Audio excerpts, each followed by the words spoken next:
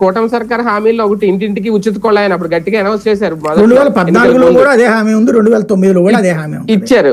ఇప్పుడు కేంద్రాన్ని వెళ్ళి నిధులు ఇవ్వండి అని పవన్ కళ్యాణ్ గారు అడుగుతున్నారు డిప్యూటీ సీఎం హోదాలో. మరి నిజంగా ఉచిత కుళాయి ఇంటింటికి అనేది అది మరి అప్పుడు కేంద్రం పథకం అవుతుందా, హామీ అవుతుందా, రాష్ట్ర ప్రభుత్వం అవుతుందా కూడా ఆలోచించుకోవాలేమో. అంటే ఏముంది, రాష్ట్రంలో జరిగేది ఏదైనా సరే కేంద్రం పార్ట్ 60% 70% ఉంటానే ఉంటది.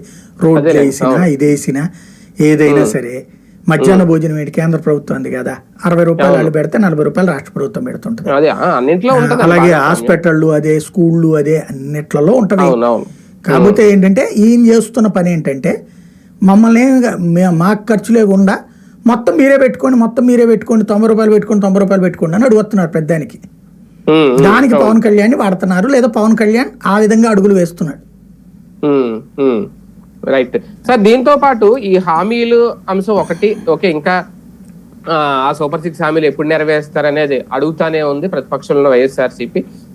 వాలంటీర్ల విషయంలో ఒక పెద్ద షాక్ ఇచ్చింది అనుకోవాలా ప్రభుత్వం. ఒక పక్క వాళ్ళ డెడ్ లైన్ పెట్టారు, రేపో మాపో రోడ్డు ఎక్కుతా ఉంటున్నారు, వాళ్ళకి ఇస్తానన్న 10,000 కానీ మళ్ళీ వాళ్ళ డ్యూటీలు ఇవన్నీ.